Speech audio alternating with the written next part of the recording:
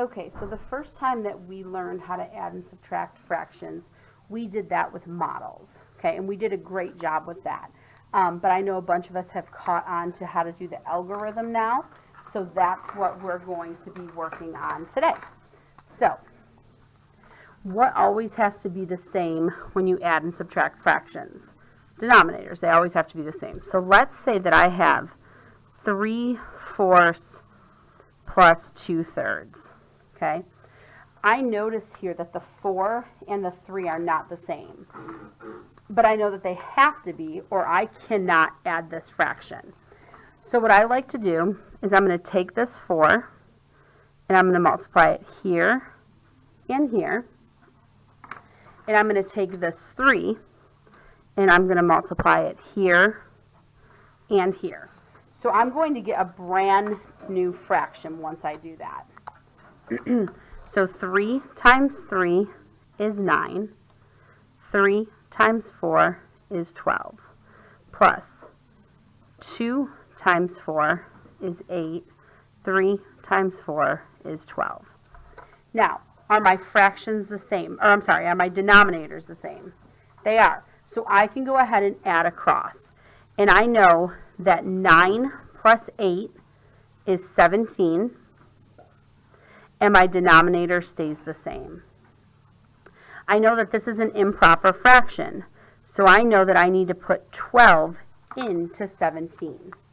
And I know that 12 goes into 17 one time. Multiply down, subtract, 7 minus 2 is 5. So actually I get 1 and 5/12 is my answer. So it's important that we remember that the denominators have to be the same. So I took the opposite denominator and multiplied it with the numerator and denominator. I took the opposite denominator and multiplied it with the numerator and the denominator over here. Okay, let's go ahead and subtract a fraction. So let's do 6/8 minus 2/5. Okay. Bigger fraction. Let's see what we get. So I know that the denominators are not the same, but I know that they have to be.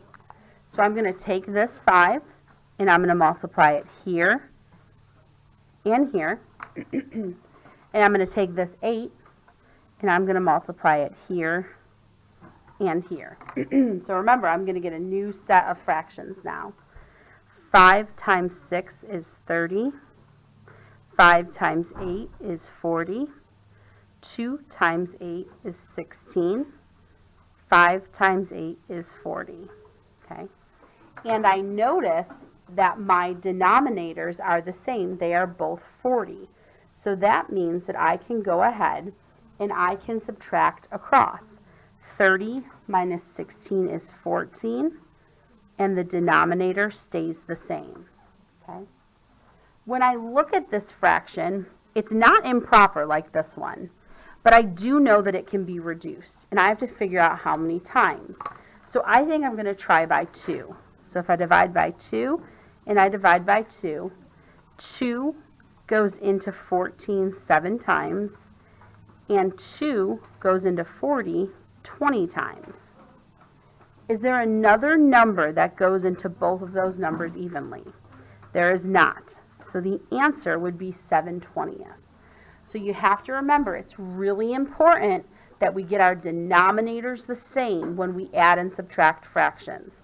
Always, always, always, when you add and subtract fractions, denominators need to be the same. Okay, continue practicing.